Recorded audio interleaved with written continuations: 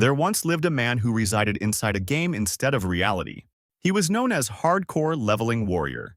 The man eventually became a god in this alternate universe. One day, the goddess within the game descended into the real world. The deity went by the name of Zero. She wiped out more than half of the human population. Hardcore Leveling Warrior returned to reality, as he was the only one capable of stopping Zero. The companions he made in the alternate realm made him cherish the real world as well. He relinquished his stats, skills, and the omnipotent status of a deity to create a timepiece that could rewind Earth's history, even if that meant he and his friends would forget each other and their memories. But it didn't matter, as long as they had a chance to live their lives to the fullest once again. Hardcore Leveling Warrior successfully reversed Earth's timeline, bringing it back to when Zero's ambitions were still contained within the game. This rewound the world by 5 years. Zero's universe, which loomed over Earth, was destroyed and dispersed throughout the galaxy in the process. Not even gods can completely erase time and history that once existed. The 5 years of Earth's lost memory hadn't fully vanished either. Instead, those recollections drifted through the cosmos along with the remnants of Zero, fragments with the ability to attract one another. The cluster of shards formed in the first 3 years was the size of an apple. However, by the 4th year, its growth accelerated drastically, expanding to a third of the moon's size. By the 5th year, all scattered fragments had converged, restoring the original physical form known as the God's Toy. Hardcore Leveling Warrior believed he had destroyed the storybook of the past, but he had merely sealed it. And now, it was about to reopen from where the tale had left off. Zero was returning home, carrying the story within. A piece of the tale plummeted toward Earth, nearing a man in an office. It whispered to him, "Hardcore Leveling Warrior." He became startled, unsure if his mind was playing tricks on him. His name was Ethan Gong, our protagonist. A co-worker noticed him daydreaming and asked again if he wanted to go to the convenience store. The female colleague's name was Sora Ko. Ethan, still puzzled by the voice, said he was full. A blonde co-worker told Sora that she would go with her, immediately sparking Ethan's interest. Her name was Ariam Lim. She stretched while mentioning to Sora that it was already that time of day. Sora asked what she meant, and Ariam explained that it was time they restocked the Kokomon bread. Ethan blushed upon hearing that Ariam also liked Kokomon. Sora and Ariam were about to leave when Ethan suddenly asked them to wait. Now he also wanted to tag along. Sora turned and questioned why he had said he didn't want to go earlier. Nervously, he claimed that his metabolism was very fast and his stomach was starting to growl. Ariam was pleased that Ethan decided to join them. Internally, Sora thought Ethan made it blatantly obvious. What a shock. He wanted to go only after Ariam said she'd join. Ethan chuckled, believing he had managed to join them in a way that seemed natural. On their way to the store, Ariam mentioned to Sora that a comet was supposed to pass through the sky that night. Sora replied that some people suspected it was actually a flying object carrying aliens. While searching for something in his pocket, Ethan called out to Ariam, saying he had something for her. Ariam was amazed by what Ethan held, while Sora remained unimpressed, wondering how anyone could possibly think of using Kokomon stickers to impress a girl. Ariam gasped, unable to believe that Ethan had a rare rainbow dragon. He offered her the sticker, having heard that she was also a collector, while Sora felt secondhand embarrassment for his attempt to win over a girl. Unfortunately, Ariam declined the offer, making Sora proud. Ethan's approach was probably the worst in history. However, Ariam soon revealed her real reason. She was a self-collector and couldn't keep anything she hadn't personally paid for. Sora sighed, realizing she was surrounded by weirdos. Ethan was easily convinced. Instead of feeling embarrassed, he revealed that he too was a self-collector who enjoyed unwrapping packs, to which Ariam agreed enthusiastically. Tired of listening to them, Sora thought they were really made for each other. She took the sticker to put an end to their chatter. Since Ethan already had another one, she saw no issue in keeping it. He didn't mind much since he had actually taken the sticker from Carter, his closest friend, hoping to gain something from it. Upon checking his phone, Ethan wondered why Carter hadn't replied to his last message yet. He must be feeling unwell or something. Suddenly, he heard the eerie voice again, calling him Hardcore Leveling Warrior. He started feeling tense, unable to understand why he kept hearing the name of his company over and over. Out of nowhere, a blue light engulfed the sky. Everyone looked up, witnessing the meteorite hurtling toward the planet. Its shape was unusual, making him wonder if it was truly a meteorite. He spotted a grotesque eye on its surface, realizing that it was staring directly at him. In that moment, the meteorite crashed, sending a wave of energy across the world. But instead of energy, it resembled streams of data spreading over the planet. Information flooded their minds as the system began configuring the human race. The system identified Ethan as someone who had completed the first playthrough of the game. Data and reality started to intertwine while Ethan remained confused, questioning whether he was trapped in a dream. A status window appeared, indicating that overpowered characters would be restricted in Phase 1. Everything suddenly came to a halt, but Ethan was still unable to relax, worried about his friend's safety. He approached Aryam and Sora, asking if they were both okay. Without warning, a status window materialized before everyone, displaying a message. It welcomed them and announced that all living creatures had been turned into game characters. No one understood what was happening. They tried to check the news for information but found nothing, while more status windows started appearing. The system informed them that they would grow stronger as they leveled up. As they progressed, they would acquire abilities to clear dungeons. If they failed, monsters would invade Earth. It finally declared that dying within the server would mean permanent death. Ethan was desperate, wondering why the tutorial was so short when their lives were at stake. The system then proclaimed that the game on Earth had officially begun, though some still believed it was just an elaborate advertisement. A quest was assigned to all players. They had to defeat a level F monster created for beginners. A small sword appeared in each player's hand as a portal opened, allowing a creature to emerge. A training dummy materialized. It might have been classified as a level F monster, but its size did not match its supposed weakness. They finally understood. There was no longer any distinction between the real and the unreal. Ethan is now taking a taxi to a remote dungeon. As he gazes through the window, he reflects on how everyone is now accustomed to opening status screens and hunting monsters in dungeons. But there's one detail that unsettles him. He was the best player in the game, yet in this real-world version he's absolutely awful. He considers himself a sub-10, a term for players who are unable to advance beyond level 10, and wonders why he had to be cursed with such a fate. He asks the taxi driver if they're close since they've been on the road for a while, to which the driver tells him to relax. The driver even adds that he should be grateful for being taken to the dungeon at such a low price. Ethan simply nods, thinking that $5,000 is still a hefty sum. He's currently on his way to be carried by others in the dungeon. He has heard of rare cases where sub-10 players manage to unlock a new class after conquering high-level dungeons, but that occurrence is exceedingly uncommon. The driver starts talking about a girl they transported a while ago who managed to obtain a new class and even joined the Player Union Guild. He continues, claiming that the girl is now famous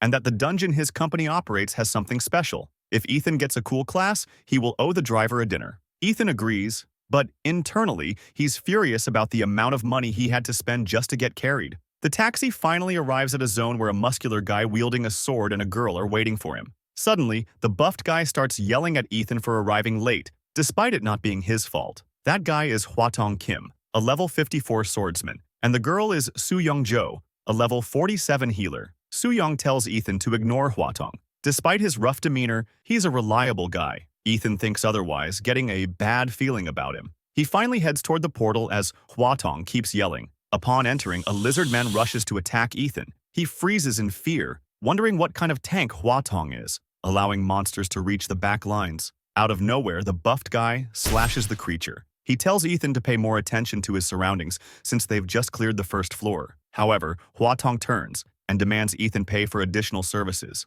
leaving him dumbfounded. Hwatong starts counting each time he saved Ethan's neck from a monster, totaling 5. He declares that it's $1,000 per rescue. Ethan gets enraged. He already paid to be carried, and nobody mentioned these extra charges. Hwatong smirks, saying that $5,000 is too little to be carried through the entire dungeon. With a manic grin, he warns that the second floor will be much worse, and Ethan is free to do as he pleases. Ethan is still seething, blaming himself for not trusting his initial impression of Hwatong. As time passes in the dungeon, he notices that Hwatong is deliberately allowing monsters to attack him to create artificial rescues. Ethan snaps, refusing to be taken for a fool just because he's a sub-10 player. He won't let Hwatong extort another dime from him. He threatens him, stating that he already knows his name and guild and only needs to report him to the authorities. Tired of his whining, Hwatong slams his sword into the ground. He reminds Ethan that they're still surrounded by lizardmen and that he'll die if he tries to reach the exit. He's the only one keeping Ethan alive, so he should know his place. Suddenly, Hwatong recalls where he's seen Ethan before. He bursts out laughing, finally recognizing him as the former pro gamer Ethan Gong. Ethan is about to explode but reminds himself of his friends. After the incident, Aryam developed a mysterious illness. Carter, his best friend, went missing, and Sora works multiple jobs to cover Aryam's medical expenses. He tells himself that he can't let pride get in the way. He needs to level up to help them. Ethan bows, apologizing for his outburst since he isn't in a position to argue. He starts transferring the money and Hwatong shrugs, saying he'll let it slide this time since Ethan looks desperate. Internally, Ethan vows revenge. Once he gets his class change, he'll come after him. Suddenly, a green aura envelops Ethan, increasing his stats by 10%. It was Soo-young, who reveals that she's a huge fan of his and feels ashamed for not recognizing him earlier. She confesses that she used to follow night games and even attended tournaments in person to watch him play. Ethan chuckles, thanking her for her support, as Hwatong scolds her for wasting mana. Just then, Ethan stumbles, falling into a puddle. Hwatong bursts out laughing, mocking him for getting scared by a lizard man. Ethan tries to stand, his resentment toward the buffed guy growing stronger. His nose starts bleeding, and a single drop of blood falls into the water, which suddenly begins to glow. In the reflection, he sees a red-haired warrior instead of himself. He wonders who that red-haired guy in the ornate armor is. He calls them over to look into the water, but when he asks if they see the red-haired warrior, Soo-young tells him there's nothing there. Hwatong smacks his head, saying the only red thing in the water is his blood. After a while, Hwatong halts the group, and Ethan grows anxious about what lies ahead. They have finally reached the entrance to the boss floor. Hwatong instructs Soo-young to buff him with her magic. With his enhanced stats, he leaps toward the boss room. Upon entering the battle, a python, an A-class boss, emerges. Hwatong cackles in excitement at the sight of an A-class python. Without hesitation, it launches its venomous fangs at Hwatong. Watching the beast, Ethan is awestruck by its presence and the terror an A-class boss instills. But for some reason, it feels strangely familiar. The python crashes against the ground, but its attack is abruptly halted by Hwatong's blade. Anticipating the assault, Hwatong is already prepared for the next phase. The python starts spewing venom, but it has no effect. Hwatong's buffs protect him against poison. The third phase begins, and this time, the python unleashes Toxic Shower, a high-level spell that is nearly impossible to defend against. Hwatong calls for Soo-young, instructing her to cast her Holy Shield. She activates the spell, and a bluish aura surrounds Hwatong, granting him immunity to all status effects for 1.5 seconds. Seizing the moment, he forces the python's mouth shut, driving its own fangs into its flesh. The beast writhes in agony, the sword still embedded in its skull. Hwatong jumps up, grips the sword, and with a divine slash,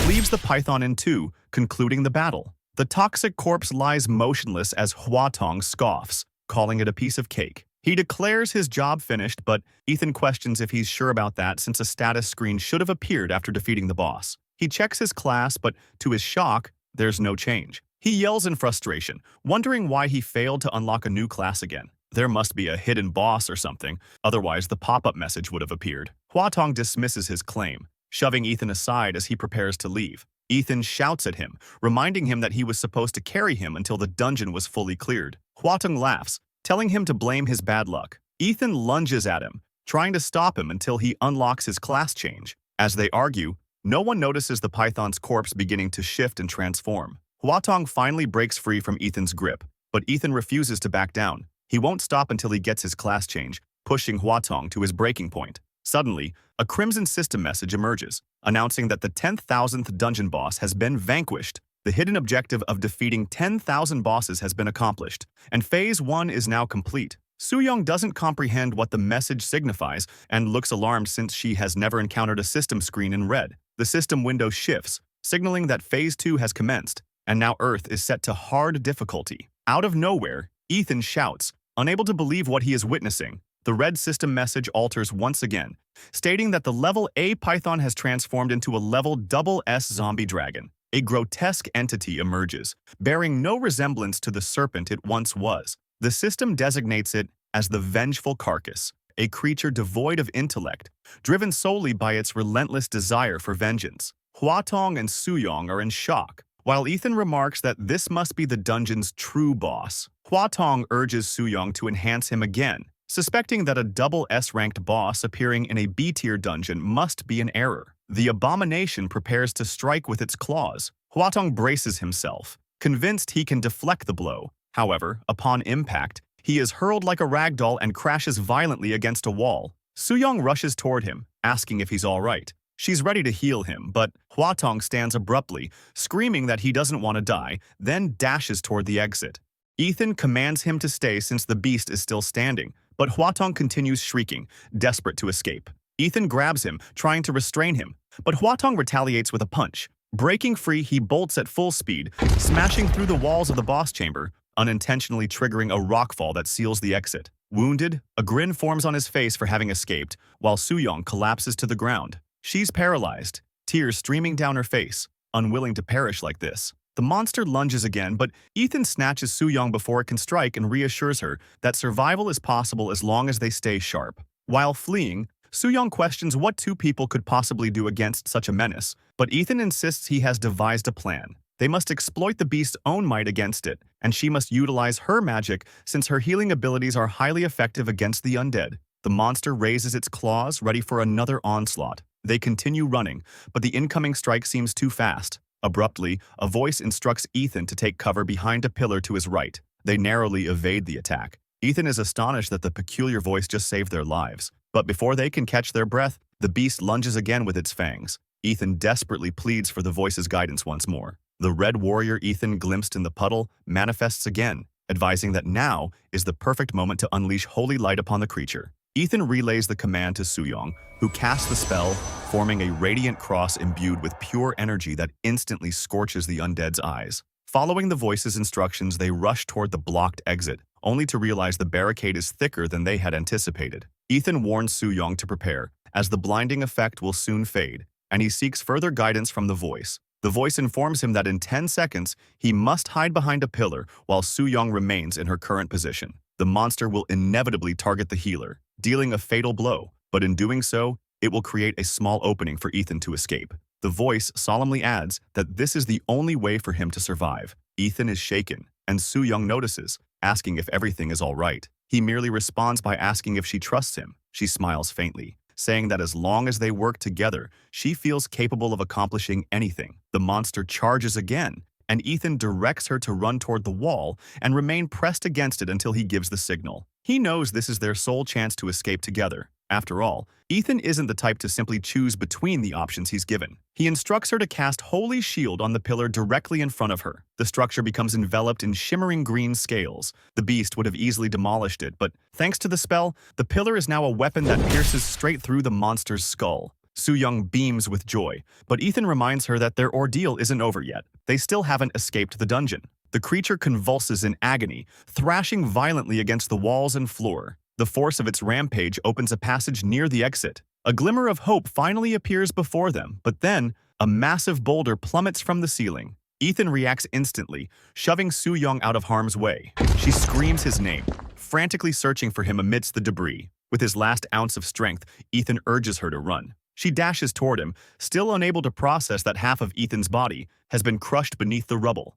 Trembling and sobbing, she asks why he sacrificed himself for her. She refuses to abandon him and prepares to heal. But Ethan yells once more, demanding that she flee, or his sacrifice will have been meaningless. Tears streaming down her face, she sprints toward the exit, vowing to return. But before she can finish her promise, additional rocks crash down, sealing the gateway once more. Ethan, lying trapped, asks the heavens why this happened when he had friends waiting for him. Exhausted, he resigns himself to his fate. Eventually, the monster devours him. Darkness engulfs everything, and a yellow message appears. Game over. However, unlike usual, the message also states that he still has one life remaining. The system initiates Ethan's second playthrough and informs him that there is saved data awaiting retrieval. Since Ethan is unconscious, the system begins loading the data without his confirmation. The old and the new Ethan begin to merge. The system identifies him as hardcore leveling warrior, and his new data starts overwriting Ethan Gong. As more information floods his mind, the system reconfigures his body. A crimson glow bursts from the monster's mouth. It suddenly opens, releasing a cascade of red data cubes throughout the chamber. Hardcore leveling warrior's body reconstructs, his stats being reassigned. His memories resurface, both the pleasant and the painful ones. At last, all data is fully loaded, officially launching Hardcore Leveling Warrior's second playthrough on the Earth server. The beast doesn't hesitate, lunging once more to swallow the reborn Ethan. Yet, he feels no fear. Instead, he smirks and declares, "It's time for you to pay for the feast you just had with my body." The undead dragon unleashes a devastating strike, shattering the ground beneath it. However, Ethan easily evades the assault, leaping over the beast and beginning to charge a potent punch. Upon impact, the blow smashes the creature's body against the floor, culminating in an explosion that scatters its flesh across the room. Ethan stands next to the carcass, looming over a pool of blood. He starts kicking it, declaring that he knows it isn't dead yet. Suddenly, The zombie dragon's ability activates, triggering the vengeful reincarnation and causing the scattered remains to stir once more. Each chunk of flesh begins to morph, sprouting fangs and eyes. At last, the sanguine devourers emerge, grotesque humanoid figures bearing the monstrous teeth and glaring eyes of the vanquished undead dragon. Ethan remains unimpressed, sneering as he calls them disgusting cockroaches. The devourers lunge forward, eager to consume their red-haired adversary. Ethan spots Huatong's sword and flips it into the air. Snatching the blade mid-flight, he infuses it with his energy, filling the chamber with a crimson glow. Ethan surges ahead, weapon in hand, and in the blink of an eye, the devourers are cleaved apart. More spawn, encircling him, but they share the same fate, cut down by Ethan's moonlight slash. At last, the lifeless husks collapse, and he exhales in relief, reassured that his skills haven't dulled. Without warning, a fissure cracks open in the floor, and a red spine erupts, hurtling toward Ethan's face. The impact lifts him high into the air as the beast's single eye gleams with delight. Yet Ethan is merely toying with it, taunting the creature to die already and stop lingering. Gripping the spine, he yanks the remains of the monster from the ground. With the carcass fully exposed, Ethan resolves to end it once and for all. Employing the hardcore leveling warrior style, art of unarmed swordsmanship, he flips the beast, executing both a vertical and horizontal slash that finally eradicates the undead foe. He stands victorious, but suddenly bursts into laughter, only to slip and crash onto the ground, biting his own tongue. Despite his cheerful expression, Ethan feels nothing but disgust at the return of his former self. To protect his friends, he once abandoned the absolute power he had attained. To restore their well-being and happiness, he reset Earth's timeline. By sheer happenstance, he became entangled in their daily lives once again. But now, the time he forcibly rewound has resumed its natural course. However, in this new reality, he was left far too weak. To safeguard his friends, he endured humiliation and sacrificed his wealth. This final memory ignites his rage. He still has unfinished business with Huatong. He seethes at the thought of killing him for daring to rob him, considering that, thanks to Ethan's efforts, Huatong lives comfortably on Earth. With a wicked grin, he decides it's better to let him live, suffering through the same torment Ethan endured before awakening. Suddenly, a system window materializes, congratulating him for being the first to defeat a double S monster. A high-tier experience box appears, and without hesitation, Ethan opens it. Overwhelmed by exhilaration,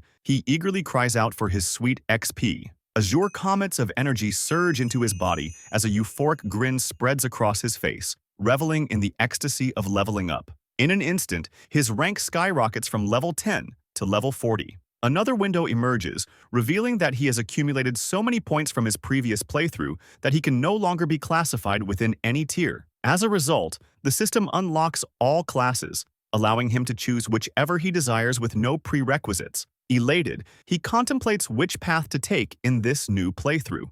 Still staring out the window, he thinks unlocking all classes at once is a fantastic reward for completing a playthrough. Testing the system, he selects the God class but is informed that God is not available at the moment. He doesn't lose hope, though, since it said, "not at the moment." For now, Ethan still contemplates what to choose. In his previous playthrough, he was a gambler. He would only need to replicate his strategy to reclaim the top spot in no time. However, there's a significant drawback. If he dies, he'll revert to level 1, even if he uses an item to revive. He decides to pick a different class, one that allows him to level up swiftly without excessive grinding. A wizard comes to mind. Each spell in his repertoire would be a devastating attack, even more so if he acquires a legendary grimoire. The idea of unleashing multiple spells with his immense mana pool tempts him, but not enough. He's a hardcore leveling warrior, so a standard class like wizard doesn't suit him. Now, a weapon master crosses his mind. He'd be able to wield any weapon without stat penalties, but the downside is that he'd have to farm for high-quality gear. What about a black wizard?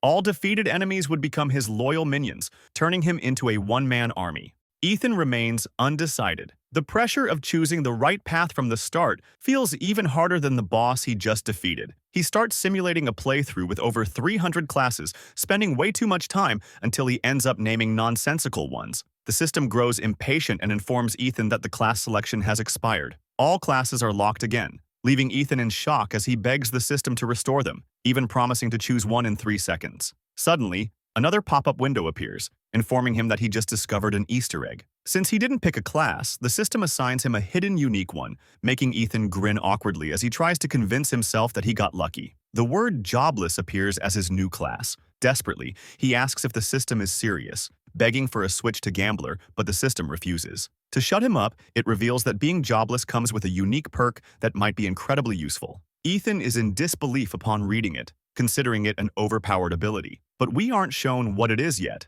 Suddenly, the blocked entrance of the boss room explodes, revealing that Soo-young actually returned with reinforcements to rescue Ethan. Sitting on the floor, Ethan greets her as if nothing had happened in that room. With a grin, he casually reveals that he got a class change. She dashes toward him, embracing him while sobbing. She's beyond relieved to find out that he's still alive. She adds that he can ask for anything. After all, she owes him her life. He admits he has a request he can no longer hold back and apologizes in advance. Still crying, she blushes slightly, trying to figure out what he wants from her. With a manic expression, Ethan asks her to call him a taxi. He needs to visit Hwatong's guild to beat his ass. Soo-young is left completely dumbfounded.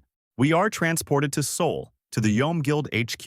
Ethan finally arrives in his taxi, amazed at how much money the guild makes by scamming people. He spots two buff guards at the entrance and approaches them, asking them to tell Hwatong to meet him downstairs. One of the guards steps forward, demanding to know who he is and which guild he belongs to. Ethan simply introduces himself and asks again if he can deliver the message. This infuriates the guard, who throws a powerful punch at him for his audacity. Ethan doesn't flinch and counters with a casual kick, sending the guard flying through the entrance of the building. He steps inside like he owns the place and for the last time asks if anyone knows Hwatong. No one bothers to answer, they just charge at him, weapons drawn. Ethan merely sighs, fully aware that things were going to escalate. After single-handedly beating all the guards, he approaches the secretary and asks where Hwatong is.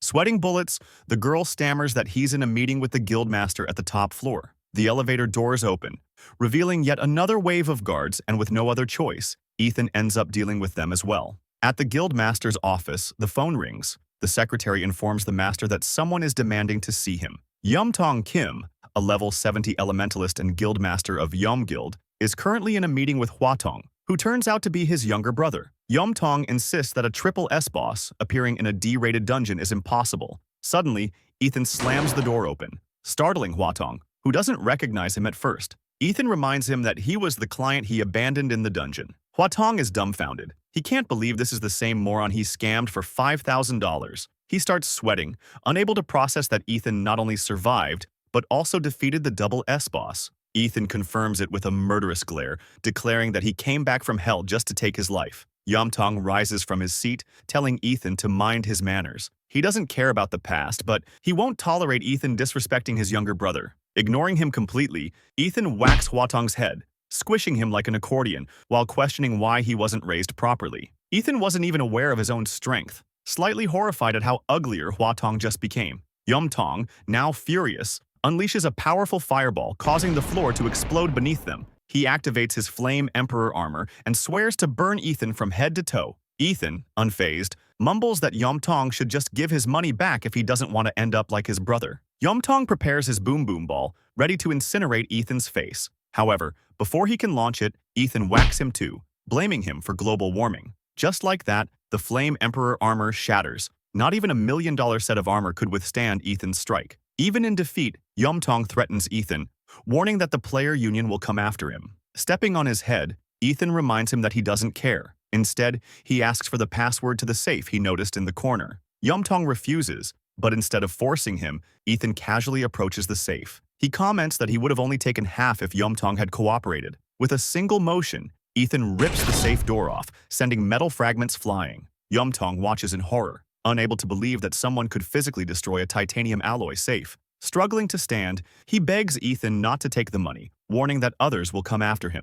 Ethan hurls the safe door at him, embedding it into the wall. Yumtong, now trembling, pisses himself as Ethan coldly reminds him that that's not his problem. After all, they didn't care when they were robbing innocent players. The gold inside shines like a radiant sun, making Ethan grin with excitement. Looking around for something to carry the loot, he spots a golf bag, stuffs it full, and casually walks out, completely ignoring the firefighters rushing in. Something nags at him. It feels like he's forgetting something. Finally, he remembers. He wanted a popsicle because that room was a damn inferno. While eating it, the feeling persists. But no matter how hard he thinks, the memory remains locked. Suddenly, his phone buzzes. It's a call from Sora. She desperately pleads for Ethan's help. Arium is in critical condition. Ethan's popsicle falls from his hand as he sprints toward the hospital. He knows that Ariam will die in a few days because time has started flowing again.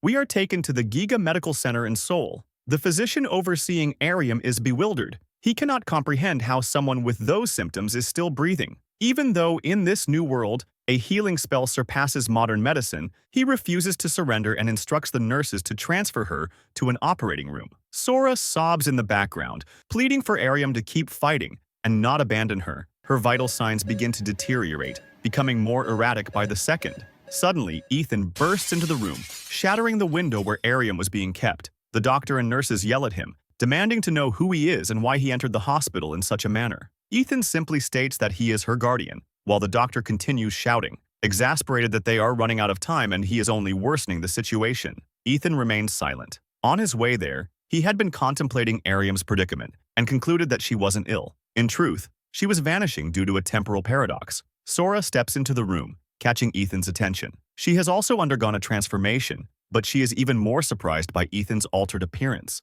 He asks her if she now recalls things she had forgotten long ago, but she denies it, clarifying that Ethan is the only one who managed to reload his past self. With pain in her expression, she reveals that Ariam's condition deteriorated when her appearance changed into that of her player. She had been fine a couple of days before, eating and talking as always. But after a pop-up window announced that the Earth server had switched to hard mode, they couldn't believe how drastically their appearance shifted. She had been thrilled by the fact that their levels were no longer capped at 10, excited that they could finally grow stronger together. But suddenly, Ariam started coughing up blood, to the point that Sora feared she was going to die. Ethan grabs the golf bag and hands it to the doctor as payment for the remainder of Ariam's medical expenses. Deep inside, he knows that the 5 years he rewound were merely a fleeting illusion. Ariam hadn't survived in the original timeline, but thanks to Ethan's sacrifice, she was given another chance. Now that time has resumed its natural course, she is in critical condition because, in reality, she was meant to be dead. The pain is unbearable. Ethan himself doesn't know if there's anything he can do to save her. Sora implores him, desperately seeking words of reassurance that Ariam will pull through, but he is in no position to offer hope. What's the point of having all his stats maximized if he cannot even save a friend? One of the nurses wheels Ariam's bed toward the surgery room before it's too late. Sora tries to convince herself that there must still be a way to save Ariam. There are dragons in the sky, people breathing fire. She screams in frustration, questioning why a miracle won't happen when they are in a game where anything should be possible. That cry strikes Ethan's mind like lightning. That's right, they are inside a game. So perhaps there's a rule that could apply to this scenario. They've been trapped in a world game resembling Lucid Adventure, the original game. He recalls that in Lucid Adventure, the Python's dungeon was located next to another called the Deep Sea. And by coincidence, an underwater dungeon was recently discovered near the one he had just cleared. Perhaps the solution lies there. Ethan praises Sora. Even without her memories, she remains incredible as always, giving him strength at his lowest.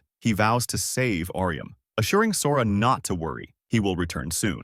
As Ethan leaps from the room, Sora is awestruck by his confidence, wondering why that attitude feels so familiar. Ethan lands on Ariam's bed, alarming the nurses who urge him not to do anything reckless. He apologizes to Ariam for waking her, but it will only be for a short while. Lifting her into his arms, Ethan prepares to jump as the nurses scream at him, reminding him that they are on the 10th floor. But he doesn't care. He leaps from the building. He lands unscathed on a car, startling a biker who was just passing by. Immediately after, he throws the biker off his vehicle, instructing him to call his number for compensation. Ethan starts the bike and speeds toward the underwater dungeon. Elsewhere in the city, a mysterious man tends to his plants on a terrace. Sensing someone approaching in a wheelchair, he sighs and reminds his visitor that he is currently on break. The visitor turns out to be Yomtong, who seeks the man's help in eliminating Ethan. But as he begins explaining what happened to his safe, he is abruptly cut off. The enigmatic man remarks that his rates double when his services are requested during his downtime.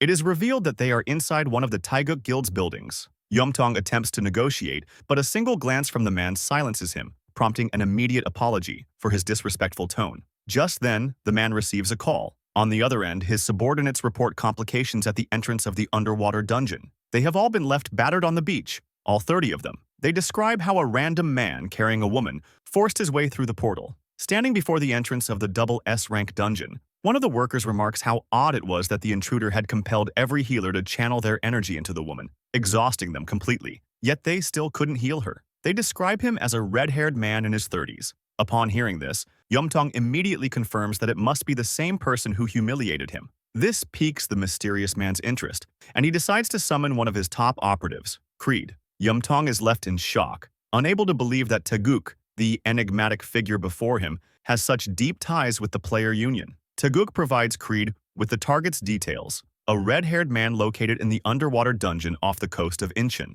Creed, in the middle of a battlefield, casually answers the call. Despite being attacked from all sides, he remains unfazed, effortlessly eliminating his adversaries without breaking a sweat. Given that Taeguk assigned him a task without prior notice, it must be something serious. Creed, ranked as the #1 assassin, is now intrigued by his red-haired target. Meanwhile, deep within the underwater dungeon, a colossal lobster launches an attack on Ethan and Ariam, who, now revitalized by the healer's energy, is finally able to stand. Ariam recoils at the monstrous creature, while Ethan simply muses that it would make a great meal. The lobster's massive claw descends upon them, and Ariam clings to Ethan in terror, screaming. But Ethan doesn't flinch. He lifts the beast as if it weighs nothing and hurls it against a wall, killing it instantly. Ariam stares in astonishment and praises him, while Ethan, blushing, reminds her that she can let go of his arm. Flustered, Ariam releases him, realizing she had been so scared that she hadn't noticed the situation. As they continue deeper into the dungeon, Ethan notes that they are nearing the boss chamber. Ariam then mentions that she overheard him whispering about how strange it was for her to be so frightened, and asks him what kind of person she was in the past. Ethan reveals that she was one of the bravest warriors, constantly risking her life to protect others. She reflects on the lengths Ethan has gone to for her, and after hearing about her forgotten past, pieces everything together. With a smile, she concludes that it must be because Ethan likes her. He begins trembling and sweating cold, unsure of how to respond. He certainly likes her, but was so caught off guard by her direct approach that his mind is now blank. He attempts to change the subject immediately, diverting attention to a random crab. He starts mumbling about how peculiar that crab is because it emits light when pressure is applied to its shell. Upon receiving no reaction from Ariam, Ethan turns, only to realize that she has lost consciousness. He rushes to her, pleading for her to stay with him. After a while, she regains consciousness. She appears extremely frail and exhausted, wondering what kind of assistance she can provide in such a state. While standing before the boss room, Ethan reassures her that she'll recover in no time. He hands her a lightning short sword, a rare weapon with extra damage against aquatic monsters, and with a 5% chance of activating the ability Chain Lightning. She takes it but isn't sure why, as she doesn't feel inclined to fight with it. However, Ethan tells her that she must defeat the boss. Ethan declares that she must slay the double S monster all by herself. This leaves her speechless, unsure if he's joking with her. She yells, reminding him how terrified she was of just a shrimp. She can't even begin to imagine how formidable the double S monster must be, let alone defeat it. Ethan remains impassive, stating that it's the only way and that they're running out of time. She must know that better than anyone. Ethan reveals that the reward for clearing the dungeon is the Memories of the Deep, an elixir capable of curing everything, even curses inflicted by gods. Unfortunately, it's an item that cannot be transferred, so Arya must defeat the boss alone. She insists once more that it's impossible for a beginner to overcome a double S monster. Ethan corrects her. It's not impossible, just difficult, since he knows Ariam has a 1% chance of success. And not only that, he'll be right beside her, guiding her throughout the battle. Ethan assures her that 1% is nowhere near low. After all, he's the master of winning bets. She only needs to trust him. She decides to put her faith in Ethan, and he reminds her to carefully follow each of his instructions. Ariam places her hand on the door of the Witch of the Deep chamber and opens it, marking her as the challenger. Upon entering the room, they notice the floor covered in grotesque eggs and a throne at the center. A mysterious presence begins speaking, unimpressed that only 2 people came to see her. She's Octanash, the double S boss of the underwater dungeon. As the battle begins, she calls her sisters, awakening the 3 of them from their slumber. A pufferfish, urchin, and eel girl emerge from the eggs, wielding their weapons. Ethan instructs her to stay behind him during the first phase of the fight. The 3 sisters unleash their attacks. To summon the hidden boss, the first condition is to be struck by 3 attacks simultaneously. The attacks collide, fulfilling the first requirement and engulfing the room in smoke. Ariam is bewildered. So far, the battle is proceeding according to Ethan's predictions, but it still seems incredibly perilous. As the smoke begins to dissipate, Ethan appears unscathed, merely commenting that the attack was as irritating as an itch. The 3 sisters start panicking at the realization that someone withstood their combined assault. Now, it's time to fulfill the second requirement. He must defeat each sister with a single strike. The sisters collapse unconscious while Ethan stands triumphant, with only one condition remaining. And now, The third requirement is revealed. He simply needs to remain motionless after defeating the three sisters. One of the sisters sheds her final tears, pleading with her youngest sibling to avenge them. The tears fall upon a concealed egg, causing it to quiver while releasing a dark aura. The egg finally hatches, unveiling a muscular creature with razor-sharp teeth akin to a shark's. She is Sugarplum, the youngest sister and an S-rank killer whale girl who bears no resemblance to her siblings. Ethan recognizes that she's far more formidable than the others, but the experience she grants is 20 times greater than her sisters. Sugarplum charges forward, ready to unleash a devastating punch. The impact obliterates everything around it. Ethan leaps while holding Ariam, effortlessly evading the attack. He begins taunting her, claiming that he knows the truth behind her birth, piquing the beast's curiosity. Ethan tells her that she was adopted as an egg, and that she should already suspect it. After all, she's the only unattractive one in the family. Sugarplum lunges again, shouting that her parents told her she would become as beautiful as her sisters once she matured. She throws punch after punch, calling him a liar and attempting to silence him. But no matter how many times she strikes, Ethan effortlessly dodges. Ethan starts laughing because the moment to retaliate is approaching. He simply asks her about the blood on her hands. Sugarplum abruptly halts, noticing the crimson liquid coating and dripping from her arm. He questions whether that blood belongs to her family and friends. To twist the knife deeper, Ethan tells her that she slaughtered them all while grinning maniacally. Sugarplum begins wailing uncontrollably, realizing she crushed her own kin as if they were mere tomatoes. Suddenly, an attack slashes her throat. It was Ariam, who seized the opportunity to strike. She followed Ethan's plan as if he were a time traveler. She knew there would be a brief window to attack the monster's throat while it lamented. However, the creature leaps to retaliate against Ariam, who freezes in terror upon seeing that her attack didn't work. Suddenly, the wound on the monster starts discharging immense electricity, revealing that the special effect of the sword, Chain Lightning, has been activated. Sugarplum finally collapses, her body transforming into data that eventually dissipates. A massive surge of experience causes Ariam to level up continuously, reaching level 40. She even unlocks a class change, acquiring her unique trait called Columbus. Upon checking her status window, Ariam can't believe how many new abilities she has, while Ethan is thrilled. They're finally ready for the ultimate battle. Octonash rises at last, stretching her body while commending them for making her stand. She gazes at them, declaring her intention to transform them into a merman and a mermaid so they can serve her in place of the girls they killed. After leveling up, Ethan asks Ariam if she's prepared to go all out, and she affirms. Now that she has a new trait, La Santa Maria of Columbus, she gains the ability to double her damage output if the battle takes place near water, and since they are underwater, the effect is permanent. Octonash begins charging pink energy in one of her arms as she decides who will be her first victim. She dashes toward them at full speed while Ethan shouts for Ariam to activate her special ability.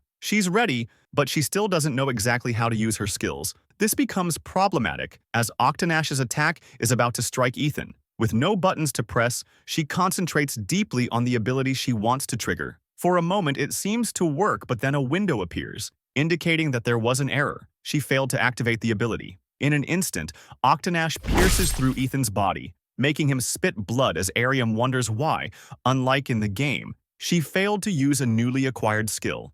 Octonash gets slightly surprised upon noticing that Ethan is still alive after getting attacked. She looks at his expression, full of anger, and knows that someone who just got his heart pierced wouldn't have that face. Octonash tries to make sense of it. She thinks that probably Ethan knew she was aiming for Ariam, but he just stepped in without trying to defend himself, as if avoiding dealing any kind of damage. The female boss still doesn't get it. He could easily counterattack from that distance with the strength he possesses. His attitude infuriates Octonash, and she starts charging pink electricity through her body, still with her arm piercing Ethan's chest. She releases all that energy over Ethan, who can't avoid screaming from the pain. He ends up completely scorched, to the point of coughing smoke out of his body. Ethan was more shocked by the fact his plan wasn't working out than by the physical damage caused by Octonash. For a while, he thought his memories about the game would be useful in the real world, but even he lacked enough experience in this in-game universe. In the game, using an ability was pretty easy. One only had to think about it. But in reality, some abilities required a deep understanding before being usable. La Santa Maria was one of those abilities, and using it right after obtaining it was like a baby trying to solve a complicated math problem. Octonash is still amazed by Ethan. He got pierced, burned, but he's still breathing. She decides that if she can't kill him, then she'll turn him into her slave. In that position, Ethan was really doing his best to avoid destroying the dungeon boss.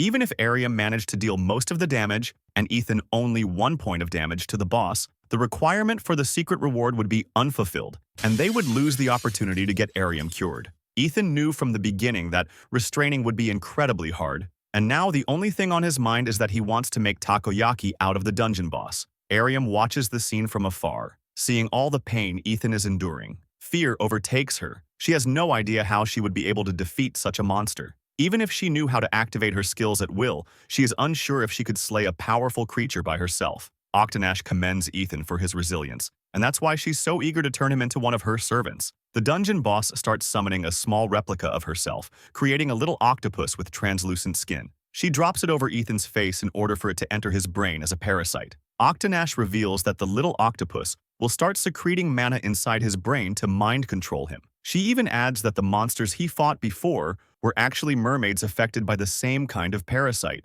Ethan feels disgusted by the movements of the parasite, thinking that the bewitched status is one of the most difficult ones to cure. The situation gets even worse when he feels the parasite entering through his nose and heading towards his brain, where it finally implants itself. Ethan yells in agony while a status window informs that he has been affected by the skill Bewitching Tentacles. Octonash finally drops Ethan's bewitched body, while Ariam watches, completely terrified. The dungeon boss's ability makes strange bubbles emerge from Ethan's face, turning him into an egg. Inside, he starts morphing into a chimera. Ariam dashes forward and aims her sword directly at the boss's neck, but Octonash remains stoic, using her tail to send Ariam flying backward. The impact is so strong that she ends up crashing into the other side of the room, landing completely defeated and full of wounds. Suddenly, the boss steps on her, asking if she's scared of her because Octonash still senses the will to keep fighting in her eyes. Octonash summons another parasite and drops it on Ariam's face. The little replica tries to access through Ariam's mouth as the boss watches in delight, but it suddenly explodes, revealing that Ariam managed to bite it before it entered completely. With confidence in her eyes, Ariam mocks the boss, saying that her parasite tasted horrible. Upon seeing her daring attitude, Octonash decides to give her a slow and painful death. She summons a different replica, which looks like a lava creature. It grows much larger, and the boss calls it Octobomb, an explosive creature that reacts according to the fear of its victim. The more fear she feels, the quicker it will explode. Ariam can't help but shake, wondering how her situation got to that point. She wonders if she really used to protect Ethan from harm as he previously told her. She is completely aware that she's a coward, but the memories of Ethan resurface. He woke her up, stirring up her feeling of loneliness. She remembers the last thing he told her before entering the boss chamber, to never give up until it's really all over, because he'll be with her and will definitely save her. Ariam's courage starts burning. She doesn't want to give up again and wants to know what happened between them in the past. She definitely wants to know how she lived her life, and to do so, she only needed to get rid of the octobomb in front of her. She grabbed her sword and used her pioneer slash, cutting the fuse of the octopus. She finally starts understanding how to activate her skills and proceeds to slice the octobomb into several pieces before launching again at the boss. However, Octonash doesn't have a trace of worry. She says that the fuse was just a decoration and that she can actually detonate the bomb at any moment. Upon finishing, the octobomb produces a devastating explosion, scorching Ariam's body completely. Octonash bursts out laughing, mocking her, saying that she would have lived longer if she hadn't decided to cut the fuse. Suddenly, the egg where Ethan was trapped starts twitching. The boss gets surprised. She wasn't expecting the morphing to finish so quickly. Ethan's arm cracks out of the egg and immediately his voice resonates through the room, commending Ariam. Octonash gets perplexed, not understanding how the bewitchment got broken. Ariam lays on the ground, defeated, but Ethan tells her that he'll carry her from that point. Ethan summons the resurrection spell, surprising Octonash, who wasn't aware that he was a healer. A green glow falls over Ariam, as 3 angels descend from heaven for her aid. One of the angels taps Ariam, activating the heavenly touch that graces her body, removing every trace of burns and restoring her health to 100%. The 3 angels lift Ariam from the ground, granting her a temporary boost in her stats as a final gift before vanishing. Ariam stands once more, facing Octonash yet again. Ethan emerges fully from the egg, with the parasite on his head as if it were a pet, saying that the only thing she needs to know is that Ariam will make octopus sashimi out of her. Ariam is beyond surprised that her body doesn't have a single wound and asks how he did that. Ethan simply answers that it was all thanks to her courage. While Ethan was still morphing inside the egg, he received enough XP to level up. Upon leveling up, Ethan was able to break free from the bewitchment thanks to his jobless class perk called All I Have Is My Body. With it, he's cured from any status condition upon leveling. Additionally, his jobless class passive skill called Part-Timer got activated. With it, he can choose a new class every time he levels up, needing only to fulfill its mission. Otherwise, he'll lose the class and receive a harsh penalty. But if he succeeds, he'll permanently learn one skill from that profession as severance pay. The reason he gained enough experience to level up was thanks to Arium slaying the Octobomb. Otherwise, both of them would have been doomed. Ethan took the opportunity to choose the best profession for the current situation, a priest. Octonash's gaze is filled with fury upon seeing that Ethan is still far from dead. She jumps upward and yells to her remaining servants to awaken as magic runes are released from her body. The remaining eggs in the room begin to crack, and from them, the Navy of the Deep Sea appears, a group of fearsome aquatic creatures with glowing runes over their bodies, all under Octonash's command. Arium can't believe what she's seeing, but Ethan draws a big smile, excited to have finally reached the final phase of the boss. Ethan tells Arium that now she has to slaughter them all single-handedly, though she doesn't know how she's supposed to do that. Ethan dismisses her concerns. After all, he's there to support her. His jobless class moment to shine arrives, indicating that his part-time is beginning. Ethan starts emitting green light, his appearance shifting into that of a powerful priest with wings and even a nun as his guardian. He demands everyone to bow before the presence of the hardcore leveling acolyte. He tells Arium to get ready because he's about to bombard her with numerous buffs. With a maniacal smile, he starts casting his magic, imbuing Arium with an intense green aura, as she looks amazed by all the buffs she's receiving. But after a while, she notices that Ethan is buffing her a bit too much. She asks him to wait, but the buffs don't stop, to the point that Arium starts feeling nauseous and begs him to stop. A message window appears, indicating that Arium's status has turned into overdosed. She'll lose 1% of her life every second, with a 44% chance of going into a frenzied state. But all the buffs will remain. Arium's body is trapped in a powerful beam of green light cast by Ethan, who finally decides that she's pumped up enough. Octonash screams in fury, sending all her creatures to slay her enemies. Still wearing a maniac expression, Ethan asks Arium how she's feeling, wondering if now she feels capable of defeating the monster by herself, to which she confidently replies that she's 100% ready.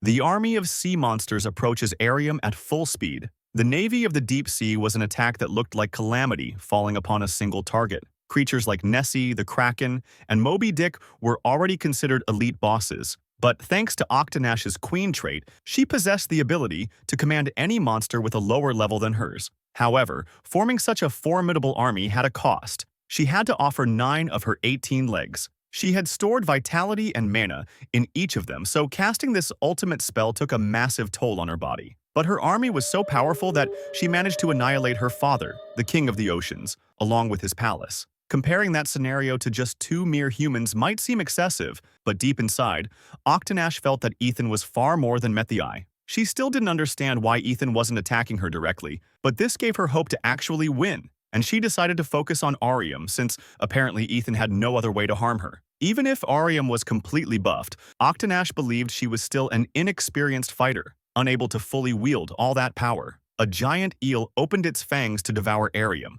but she wasn't afraid and charged her sword with energy. But suddenly, the sword slipped from her hand. She had no time to retrieve it, as the attack seemed imminent, and the eel bit her, slicing her body in half. The rest of the sea creatures collided in the same spot, ravaging the arena. The Kraken joined in, smashing the ground beneath it. The impact was so intense that it released a massive surge of energy, spreading throughout the dungeon.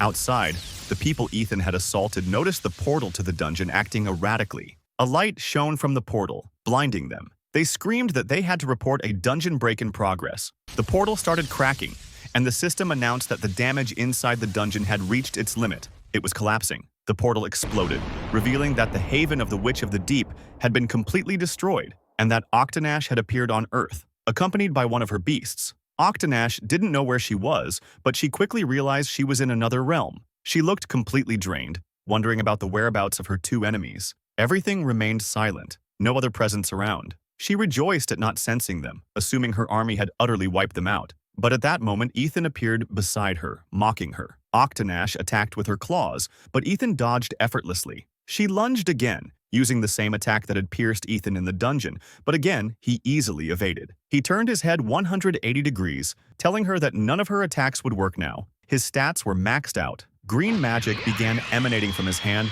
as he told the dungeon boss that she should be focusing on someone else. Ethan cast the resurrection spell, sending a green beam of energy toward Ariam's corpse that lay underwater. The beam reached her, and her body instantly reacted. Octanash sensed Ariam's presence again and ordered her creature to devour the foe completely. The beast was about to reach her when a green light burst from the depths of the sea. In a flash, Ariam drew her sword and slashed the creature. The attack was so powerful that the beast jumped out of the water, and Ariam sliced it into multiple pieces effortlessly. Ariam jumped forward toward the dungeon boss. She might be a novice, but with all her buffs, no creature could withstand her might. She threw a slash, cutting Octanash's flesh, but the boss countered by striking her with her tail, sending Ariam flying. But she immediately recovered and lunged at the boss once more. Octanash was in disbelief. She didn't understand how Ariam recovered so quickly, but then realized she had become much weaker after casting the summoning spell. Octanash began to morph, protruding tentacles from her body and launching them at Ariam. She dodged the attack and seized the moment to stab one of the tentacles, slashing it apart. Octanash was filled with rage after being wounded again, and decided to use her final triumph card. She fully transformed, taking the form of a monstrous beast with multiple eyes and tentacles. All her limbs shot toward Ariam, who couldn't avoid them, getting crushed instantly. But even in pain, with her body broken, she refused to give up and called out to Ethan for help. With a maniac smile, Ethan replenished Ariam's HP and energy. Ariam regained her confident gaze, and Octanash noticed. She launched her tentacles again, forming a cyclone of attacks that bombarded Ariam nonstop. Ethan mocked Octanash once again, saying that Ariam wouldn't die as long as he was there to support her. Ariam used her Pioneer Slash, cutting through every inch of Octanash's body. But before the boss fell defeated, a memory from her past filled Ethan and Ariam's minds. A scene where a human Octanash stood on a shore with a man, both clearly in love. Ariam and Ethan floated above the sea. She asked what they had just seen, and Ethan explained it was a memory of the Octopus Witch. Suddenly, a system window appeared in front of Ariam, informing her that she had cleared the deep-sea dungeon and would receive a triple S chest as a reward. Ethan immediately told her to open it, and she did. Ethan was deeply overjoyed. After all this time, he had finally saved Ariam and wouldn't have to lose her again. Ariam opened the chest. It contained a large potion of experience, a mysterious egg, and the memories of the deep, the potion they had been looking for. Ariam's salvation rested in her hands, emanating a beautiful shine. Ethan told her to drink it. She'd feel much better afterward. She followed his instruction with a smile, not realizing Ethan had been watching how much time she had left all along. Ariam was about to drink the potion while Ethan gazed at her warmly, but suddenly, the potion vanished from her hand. She was completely shocked, and without warning, Creed appeared behind her, holding the potion. Creed is irritated at being summoned just to get rid of two newbies. In a fraction of a second, Ethan launches at him, demanding he return the potion. Creed smiles, commending his speed, and starts thinking he might be a worthy opponent. Ethan's punch is about to land, but Creed holds the potion in front of him and tightens his grip, cracking the bottle. Ethan halts. He knows the potion is a unique item and can't be obtained anywhere else. Creed admits he was just joking. He doesn't want to take a hit, and destroying the potion would only trigger Ethan's wrath. Ethan asks him what he wants. He needs to ensure Ariam drinks that potion. Creed casually tells him to guess his motives. Ethan answers money. No matter how much it is, he'll get it for him. However, Creed tells him he's completely wrong, and in the next instant, he crushes the potion in his hand, saying he felt insulted. Ariam looks at Creed, bewildered, while Ethan starts being consumed by rage. With a big smile, Creed reveals that the only thing he wants is Ethan's death. Ethan dashes toward Creed while analyzing his opponent. It is very likely that he works for Yomtong, and by being able to steal a unique class item, he must be a master in a rogue-type class. Ethan believes his speed stat must be maxed out, since Creed was able to react to his movements, and judging by his appearance, he must be an assassin.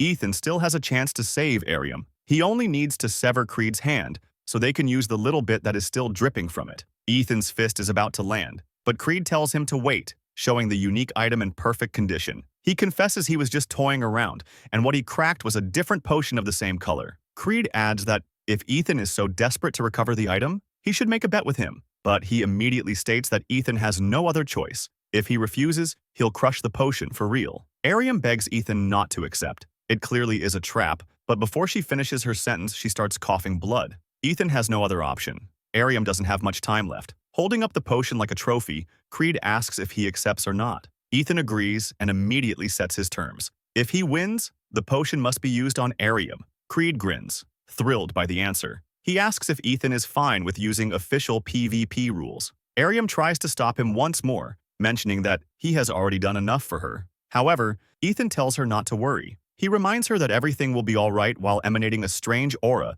that sends chills down Ariam's spine. Creed asks if he knows the rules for PvP and starts growing impatient when Ethan doesn't reply. Ethan puts on a facade, pretending to be anxious while confirming that Ariam will get the potion if he wins. Ethan adds that he doesn't know how to bet, as this will be his first PvP match. Creed says that a bet is based on special rules, so he won't necessarily die if he loses. He's so confident that he offers Ethan the win if he can land just 3 hits on him. He finishes by saying it's the fairest deal he could think of.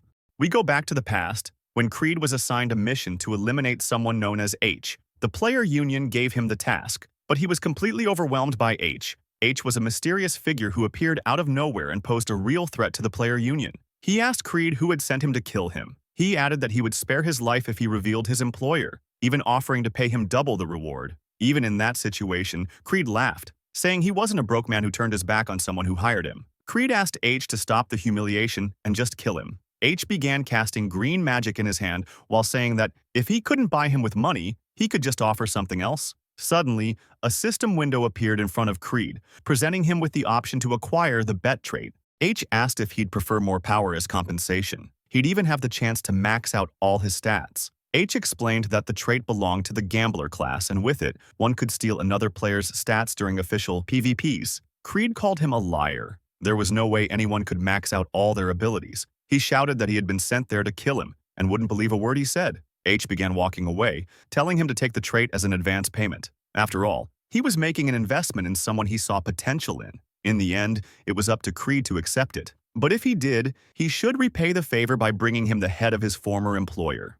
A week passed, and Creed appeared at H's residence while he was watering his plants. Suddenly, Creed tossed him the head of his previous employer. But H didn't react. He only remarked that it was a quick decision, and from that day forward, Creed made an oath to use his skills for H. Thanks for watching. I hope you enjoyed the video and don't forget to like and subscribe. See you in the next one. Bye-bye.